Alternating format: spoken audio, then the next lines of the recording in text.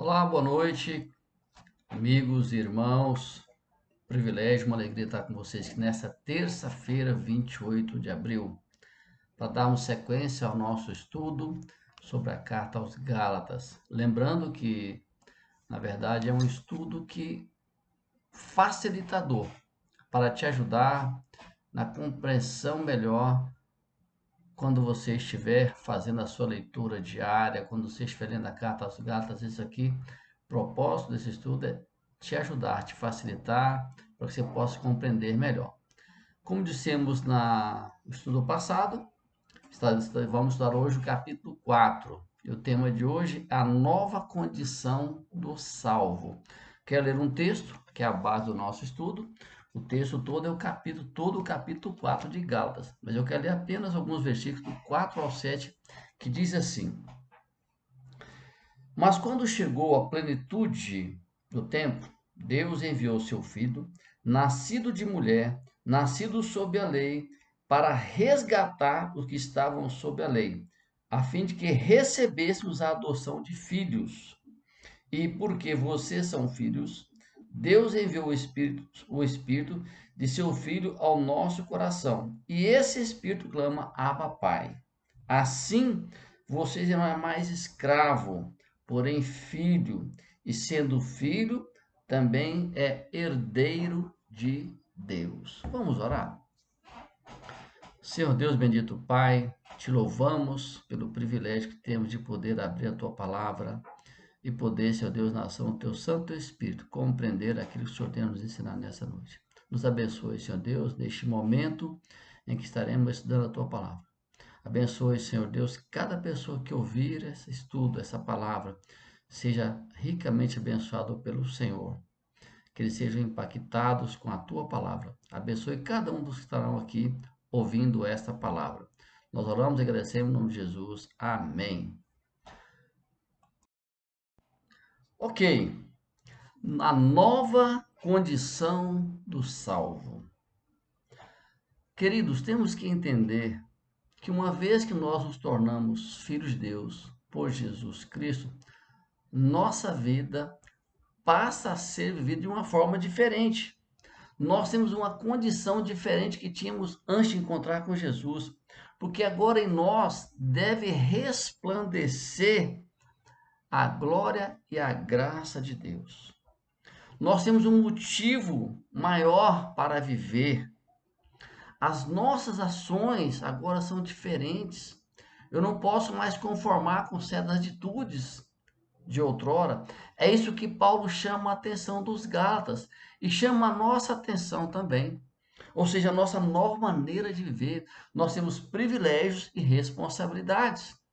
Então nós temos que saber trabalhar diante disso, conhecer muito bem quais são as nossas responsabilidades, quais são os nossos privilégios. É isso que nós temos que tratar com você hoje, nesse capítulo 4 de Gálatas. E a primeira coisa que a gente quer ver, quer ler novamente o verso 4, que diz assim: Vindo, porém, à plenitude dos tempos, Deus enviou seu filho, nascido de mulher, nascido debaixo da lei. Veja bem, nós temos que entender, agora nós temos uma nova forma de viver. Nós agora estamos na condição de filhos de Deus. O interessante aqui que Paulo fala, vindo, porém, à plenitude dos tempos. Amados, por que Jesus veio há cerca de 2000 anos atrás? Por que não veio hoje? Por que não veio no século passado? Então, nós temos que crer plenamente que Deus enviou seu Filho no momento certo, na plenitude. Veja bem, naquela época, a língua predominante era o grego, embora o domínio era o Império Romano. Mas a língua grega era a língua universal, assim como é o inglês hoje. Juntando-se a universalidade da língua com aquilo que o governo, o Império Romano fez, a infraestrutura rodoviária, vamos assim chamar, facilitava muito as ligações entre um estado e outro, entre um país e outro, entre uma cidade e outra. Tanto é que existe um dito popular muito conhecido que todos os caminhos levam a Roma. Por quê? Porque o governo de Roma fez estradas para que tudo facilitar, tudo convergisse a Roma. Então aquele era o momento perfeito, a cultura, a situação, tudo contribuía para que Deus pudesse colocar em prática o seu plano salvífico, que era o resgate do homem. Era o tempo apropriado de Deus havia chegado. O plano da salvação de Deus estava na hora certa de ser executado. Então temos que pensar que quando Deus trouxe-os naquele período, Deus sabia exatamente onde estava. Sabe por quê? Deus comanda a história.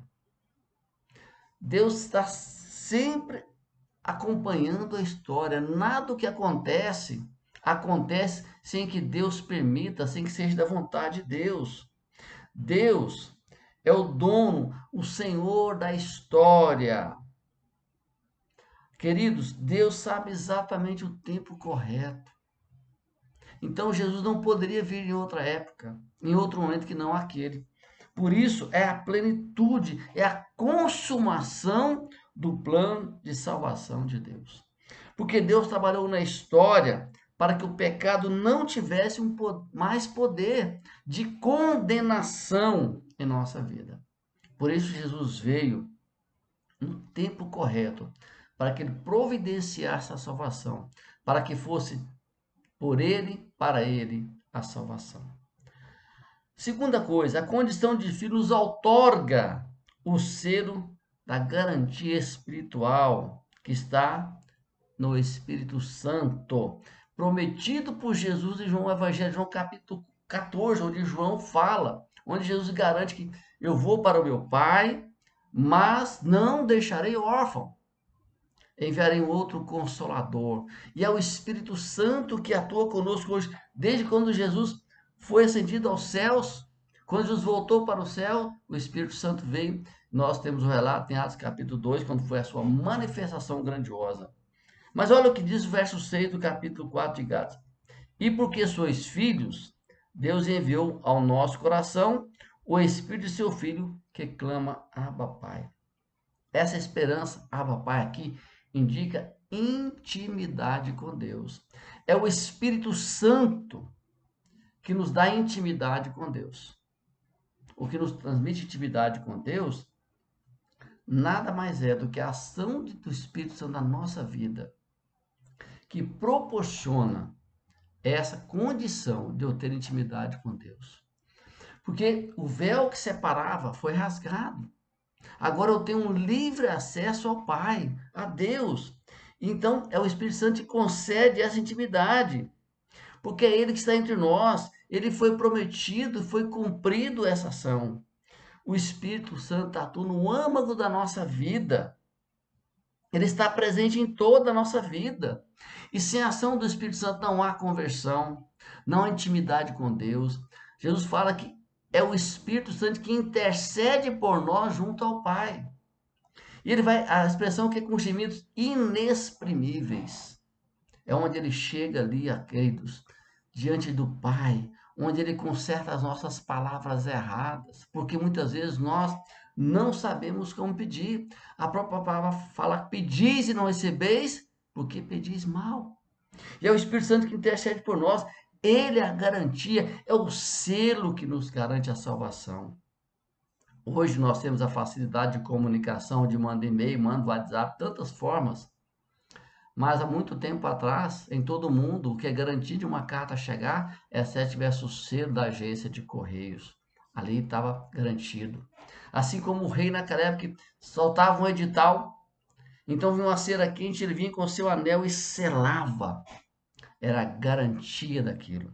Então o Espírito Santo é quem nos garante, porque ele é um presente de Deus para nós. É a ação de Deus diretamente conosco. Portanto, ver como filhos de Deus, nós agora somos filhos. Porque sois filhos de Deus. É o que Paulo diz, agora nós somos filhos. Temos uma nova identidade. Nós temos que viver como filhos. Isso implica um entendimento daquilo que Deus é por nós, daquilo que Deus fez por nós, daquilo que nós somos pelo meio de Jesus. Porque agora nós somos a habitação. de Deus. Nós somos o templo. Durante muito tempo na história, nós encontramos fases onde se construíam templos suntuosos, capelas maravilhosas, igrejas maravilhosas. Se você for na Europa, você vai ver cada templo fantástico, coisa mais linda. Deus não habita nisso, queridos. Deus habita no meu coração, no seu coração. Nós somos a habitação do Espírito Santo de Deus.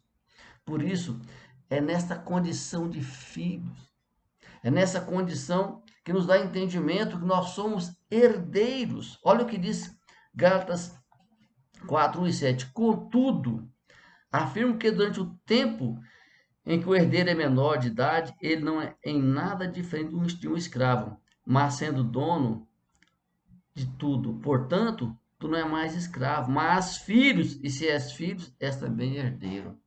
O que significa ser herdeiro? Herança é algo que eu recebo, algo que eu não tenho, que eu não mereço. Alguém já providenciou para mim. Pode ser uma herança genética. Você sabe o que é herança genética? O nosso DNA. Então nós herdamos isso. Uma herança financeira é quando os nossos pais ou um parente próximo, que não vai, que quando morre, ou faz uma herança antecipada, ou seja, nós recebemos aquilo. A herança é transmitido, seja por condições hereditárias ou não. É aquilo que recebemos sem que tenhamos tido qualquer participação na posse. Podemos compreender que a herança como algo que é um legado que nos é deixado. Sem esse material, pode ser psicológico, pode ser espiritual, pode ser material. Desfrutamos de uma herança aqui e agora, mas também a nossa principal e maior herança nos será dada quando nós estivermos junto ao Pai. A Bíblia fala que nós somos herdeiros espirituais de Abraão, porque Deus prometeu a Abraão que nele seriam benditas todas as famílias da terra. Isso foi cumprido, porque Cristo é filho de Abraão. Nós recebemos essa herança espiritual, não é uma questão consanguínea, mas nós somos filhos de Deus. Se puder ser feito um DNA espiritual, depois nós aceitamos Jesus, nós iremos encontrar no nosso DNA espiritual o sangue de Jesus. Nós somos irmãos, porque nós recebemos essa herança e é fundamental para o nosso entendimento. Vamos dar um pequeno intervalo e vamos em seguida para a segunda parte.